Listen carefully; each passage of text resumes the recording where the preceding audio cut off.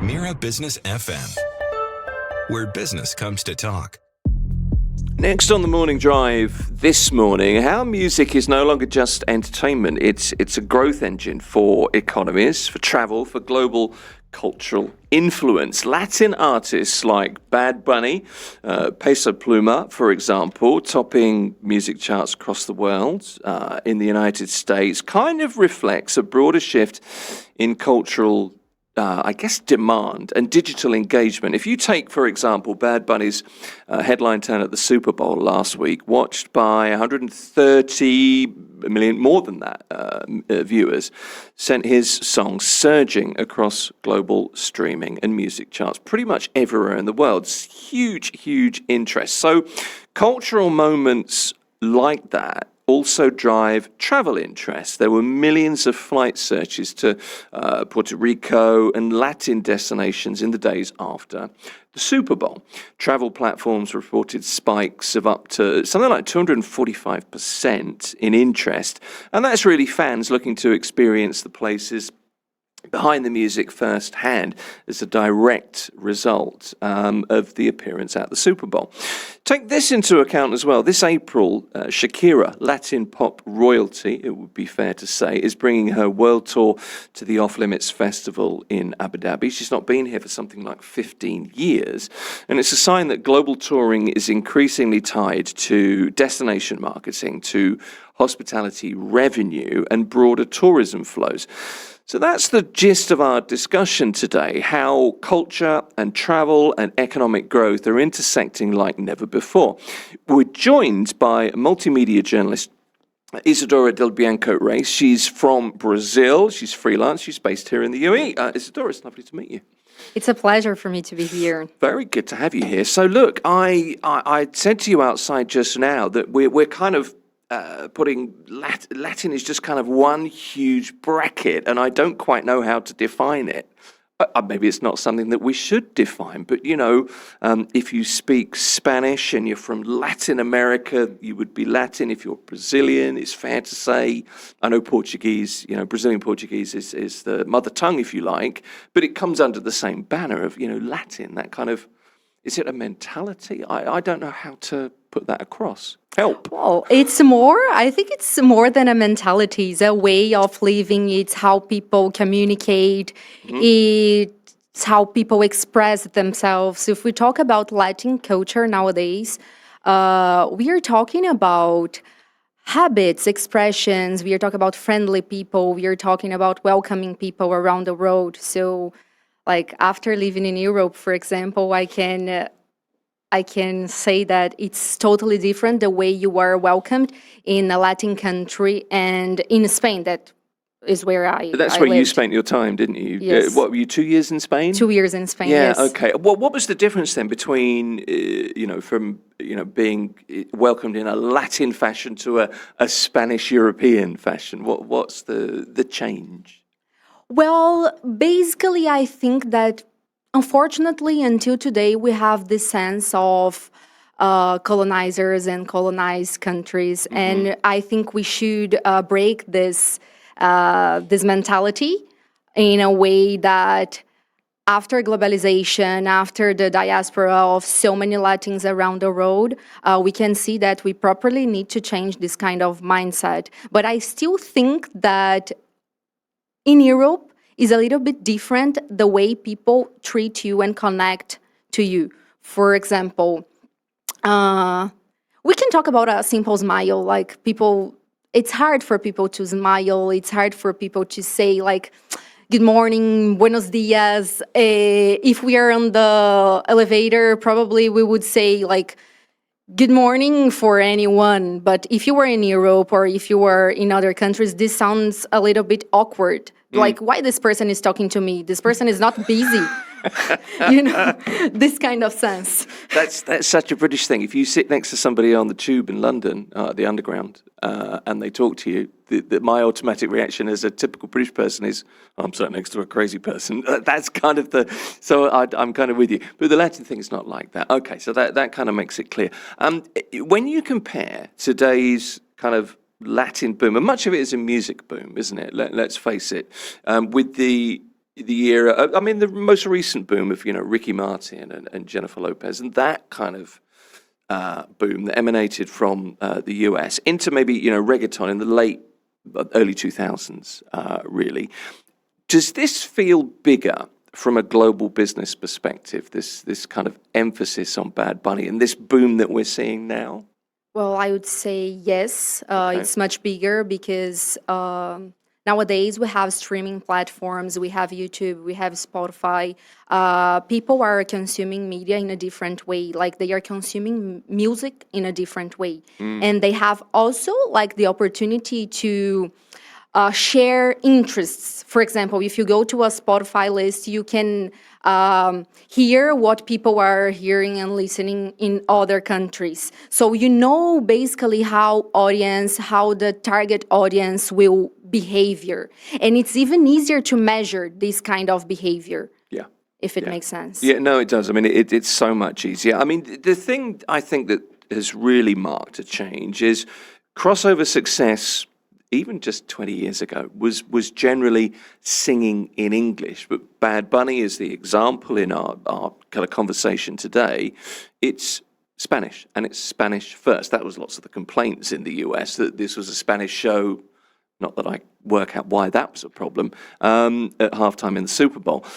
How significant do you think that shift is from two aspects, really, culturally, but also economically? Well, culturally, I think we are talking about the way artists from poor backgrounds faced their realities. So we are not talking about entertainment, pure entertainment. We are talking about how they express the way they live, from where they are from, the habits they have. So probably this is a sense of community and also how people perceive this kind of behavior. So if we talk about, for example, I was actually talking about this before, like this sense of colonized and colonizer countries. We can bring this directly into music. Why? Because speaking Spanish and singing in Spanish and not following a global agenda and having identity is much more important nowadays to have success than trying to fit in what like the mainstreams want you to fit. So Yeah, okay. Okay, so it's this idea that, I mean, it's not a modern idea in any way, but it's something that we talk about a lot now, that it's just you being you. And it's very relatable. And Exactly. it's that word authentic. And again. that's how Latin people around the world connect to their roots. So after like the sense of globalization, the immigration, the diaspora, those people far away from their countries, they are more connected to their roots because they feel represented. They know, this singer is important for me because he lived in the same way I lived before. Or this person this person had to overcome so many challenges to sing what it's like he's singing now. We all like that, though, don't we? We all like that, that person, oh, she's like me, or, he's like me. That's just relatability. That Exactly. works. Exactly. And I guess, it stands out particularly in this instance. I mean, we're kind of using this Super Bowl, the Bad Bunny performance, as an example, but it stands out for a number of reasons that you can relate to this person. And there's a so-called controversy that he was singing in Spanish at the Super Bowl. We've also got social media as well. So, that you mentioned the streaming platforms there, but the social media aspects of this, that the access to people like you or people like me is that much more available now. Exactly. Let's look through the lens of tourism. Do you think we're seeing a more measurable travel impact, a stronger impact compared to the kind of Latin pop explosion in the 90s and the early 2000s? I could say yes, probably. It's very, very important the way artists express themselves on social media because people nowadays they are searching much more for a lifestyle, for a backstage life than for the concert. So, for example, when we search a place to visit, to travel, we can choose this because of a concert, for example, because of Shakira's concert here in the UAE on April, for example. Yeah. But this is much more scalable in other tourism sectors. For example, hotels, restaurants, what people consume, what people buy. So I think it's really, really integrated. Yes. Okay, how do you interpret the push of Latin music into mainstream global charts, specifically again the Bad Bunny impact, as a sign for cultural and travel trends for this year? How important do you think that Latin music is going to push this forward? Well, if we talk about Bad Bunny performance, it was in a broader social context. Like we cannot just say, well, it happened this, and we don't observe what's happening around. So we're talking about a very sensitive scenario in the United States. Like we are talking about how immigrants are feeling. We are talking about deportations. We are talking about kind of uncertainty that those people, those Latin people, are living in the US. So I think they felt represented. And that's why it was exactly on the right time, we can say. Like people were in need, like they were feeling vulnerable. And this happens exactly. There's a sense of timing about this that I think is really important. I mean, we've seen a shift in the stance of the US in recent years, in terms of attitude, I guess, towards what's perceived as Latino or Hispanic culture. There's also a shift in terms of US foreign policy terms as well. And I wonder if that contributes to this kind of new dominance, it's almost like a rebellion.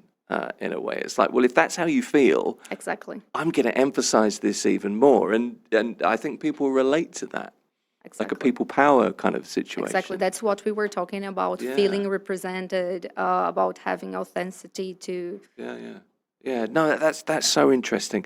You work in tourism here in the UAE as a multimedia journalist. You work with hotels. What effects do you see big name events like Shakira coming, for example, first time in 15 years, part of the world tour? How do you see the effect on travel, on hotel occupancy, on visitor spending? How important is an event like this? Well, I think an event like this is important to show the city as more than a tourism destination, but like with this kind of sense that the UAE, for example, let's talk about Shakira's concert. If we think about the UAE from outside, most of the time we think about Dubai, and people knows Dubai. I'm talking about like Brazil or, for example, Spain. When I used to say that I am living here in the UAE, they asked me Dubai. But UAE is much more than Dubai. Yeah. And if we talk about a concert like that in Abu Dhabi, it's to show the city as a tourist destination. Like this concert is expecting around 40,000 people. And I think, of course, like the demand will increase a lot, like for short stay bookings, weekend bookings. Also, like how people consume in restaurants, the transport will be affected as well. So people are searching for the whole experience. They are not searching only for the concert. I mean, this is a huge environment. Well, this is one of those things. Shakira is one of those artists where, I don't know, this is going to be a destination thing, I feel like. If this is going to be people coming in from the Middle East region, from the Levant region, she's hugely popular. And it's going to bring people, I kind of feel. Do you think that international artists of her kind of level are actively influencing travel decisions and destination choices in ways that maybe we're not used to, that we haven't really seen before? And if you do, how does that change hotel and maybe tourism, the marketing strategies that they use?